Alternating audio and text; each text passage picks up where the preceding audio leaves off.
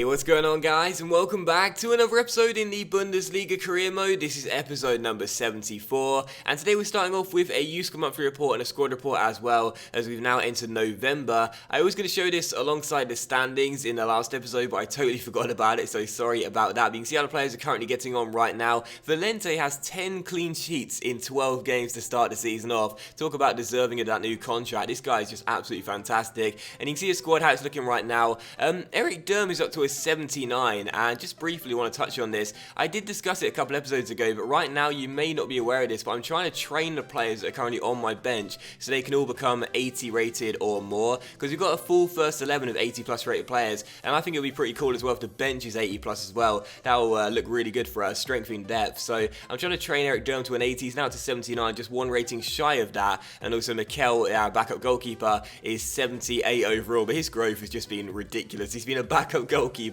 throughout the entire series. Yeah, he's grown to a 78 overall, just absolutely ridiculous. But still, you can see how the players currently getting on right now. Before we go into our first game of the episode against Bayer Leverkusen here, back in the Bundesliga, coming on the back of our 1-0 victory against Wolfsburg in the Deutsche Pokal round of 32 stage in the last game in the last episode. Now taking on Bayer Leverkusen. Our last league game was a win against Red Bull Leipzig, but of course, as you guys know right now, this season, to start the season off, we haven't been as convincing as I was hoping. We're still, not in a disastrous type of run of form right now. We're still doing okay, but considering how much money we spent, £79 million, I would have expected us to be winning a lot more games than we are drawing right now. Despite that, we are still undefeated in the league and in all competitions this season, and also at home as well, of course, as you guys know in the league. I keep on bringing it up. That's because I'm just so proud of the record. We still haven't lost at the Volkspark Stadion in the Bundesliga. So as we take on Bayer Leverkusen here, we expected to win the game or at least get a draw in the game.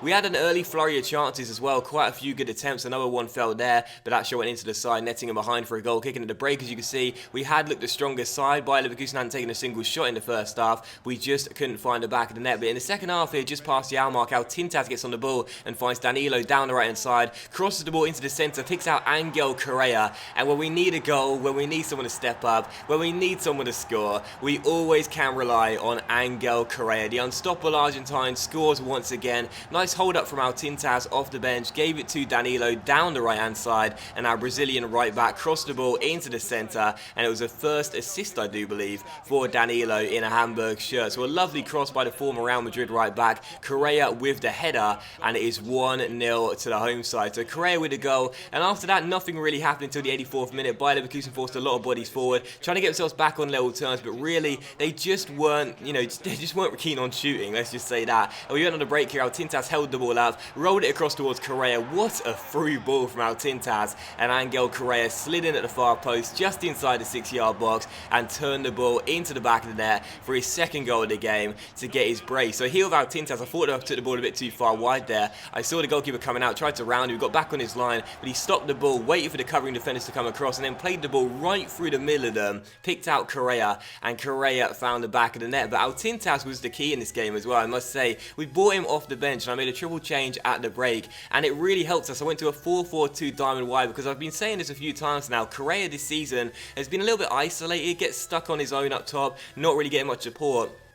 Tintaz is 6'3". I brought him off the bench as a support striker, someone to play alongside Correa, give him some options, and he can hold the ball up, give it to teammates, give it to Correa. That's exactly what happened for the first and second goals. Tintaz held the ball up on both occasions, first to give it to a teammate Danilo, and then to give it to his strike partner Angel Correa. So that was a really good tactical change, that one. And I don't usually show that sort of thing, but sometimes when I need to change something, and I do, I usually sort of keep it to myself. But I think from now on I might show sort of what goes through my mind a little bit when we need to change things and get things sorted. But still, for the second game of today's episode here, coming on the back of that win against Bayer Leverkusen, 3 wins in a row now, so good to see. I don't think we've won more than that in a row right now in this season, because we had such a poor start and had so many draws. So as we take on CSKA Moscow here in the Champions League for our second game and our fourth game in the Champions League, a pretty crucial game this one, as CSKA Moscow were top and we were in second, with Sevilla only behind us by a point. This was an absolutely massive massive game and we could not afford to lose, and really we felt as though we need a win in this game to try and pull away from the Spanish side in third place right now. But how about this? With 7 minutes to go before the break, CSKA Moscow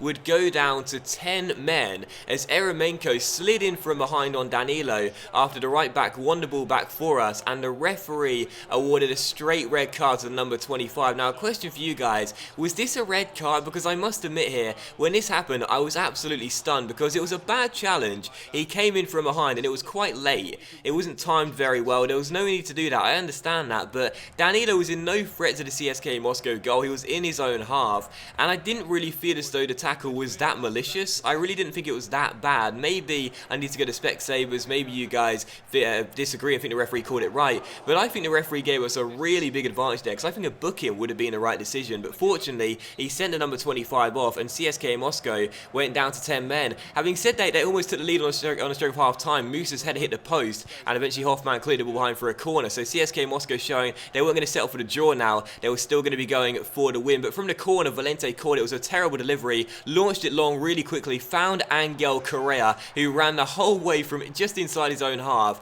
and ended up smashing the ball into the back of the net to score once again. So another goal for Correa, and talk about fine margins. CSKA Moscow hitting the post at one end, and then at the other end we go on the break from the corner and Angel Correa opens the scoring for us. So they could have been in front despite having a man disadvantage going into half time, and instead we were in the lead. Correa with the goal and a first assist this season for Cesar Valente. So CSKA Moscow 0, Hamburg 1. But in the 53rd minute here, 8 minutes after the break, Musa hit the post in the first half, wouldn't be denied in the second half. A fantastic finish by the striker. CSKA Moscow, even with a man disadvantage, looking for the goals, played the ball inside towards Musa, a lovely pass, and what a first time finish by Musa as well. Right past Valente with the shot power, no chance for the Brazilian, and the Russian side are back on level terms. So CSKA Moscow 1, Hamburg 1, a massive game here. Neither side could afford to lose. Both sides desperately wanted to win, and just before the hour mark, we got ourselves back in front through Marco Torres Gomez, who came off the bench at half time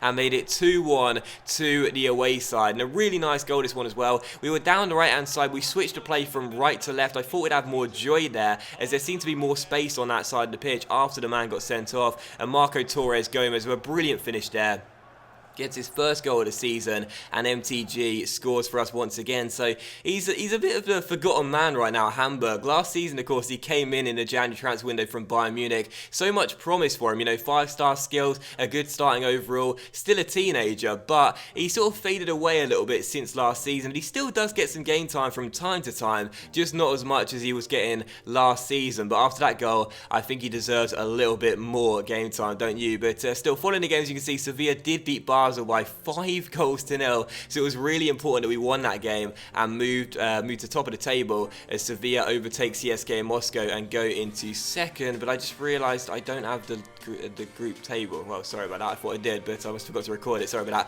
that. But right now the standings, as you can probably tell, your maths is probably way better than mine. Right now we're top. CSKA Moscow dropped to third, and Sevilla are in second with Basel still in fourth place. But still, following the game regardless, as you would have seen there, Brazil offered us another contract to stay on as manager of the nation, and of course we said yes. We have Valente, we have Luan, who hasn't been called up to the Brazil squad, but we still have him regardless, and of course we've got Danilo now as well. So we may as well stay on as Brazil manager. The Copa America is at the end of the season. I am planning to play that, so pretty pleased to see the Brazil FA once again give us a new contract. They'd be daft not to, really. 2 trophies in 2 years, first Confederations Cup and then the World Cup, but still glad to get another contract extension, and we do of course accept it. And for our third and final game of today's episode here, we come back to the Bundesliga to take on Borussia Mönchengladbach. So looking for our 5th win in a row. Could we get it? Well, we'll have to wait and see. But the first couple of chances fell to us. But just past half an hour mark here, a good chance for the home side to take the lead as they get themselves inside the number 8 here. Finding Bakambu inside the area.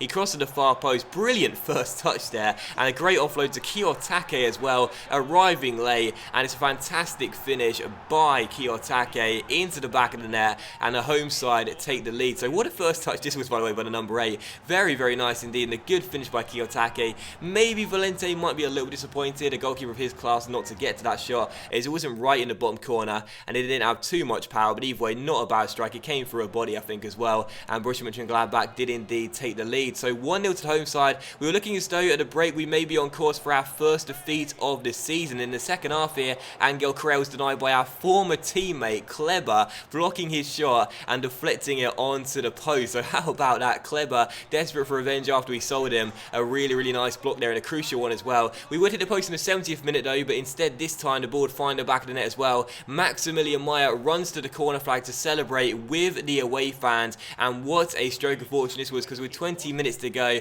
I thought as though this shot by Maximilian Meyer was not going to go in. It was really, really light, not much power on it at all, but talk about accuracy. It just bends away from the goalkeeper at the last moment, clips the inside of the post and goes into the back of the net, and Maximilian Meyer with 20 minutes to go makes it Borussia Mönchengladbach 1, Hamburg 1, and even though Traore would hit the post for the home side in stoppage time, we would hold on for the point and draw this game. So the undefeated start to the season does continue. We still haven't lost this year in all competitions. We're drawing a lot of games, I'll certainly say that. We're still drawing a lot of games, which is quite frustrating, but at least we didn't lose. Pleased with that, especially as it looks as though for a long time we may have our first defeat of this season. But Maximilian Meyer rescues the points, another goal for him, a great start to the season, and we do remain still on level points with Wolfsburg, who are top of the table right now. But that would end today's episode of the Bundesliga career mode, guys. So a big thank you for watching the video. I really hope you have enjoyed it. If you've heard a ringing sound during this episode, I do apologise for it. There is just this really, really loud whistling or ringing sound outside my apartment right now, and it's been going on for the past hour and a half and it just doesn't seem to stop. But sorry regardless if you heard that. But either way, hope you enjoyed the episode. If you did, then please do leave a like. Likes help the channel grow and are very much appreciated. And I'll see you for the next episode of the Bundesliga career mode very soon. Have a great day.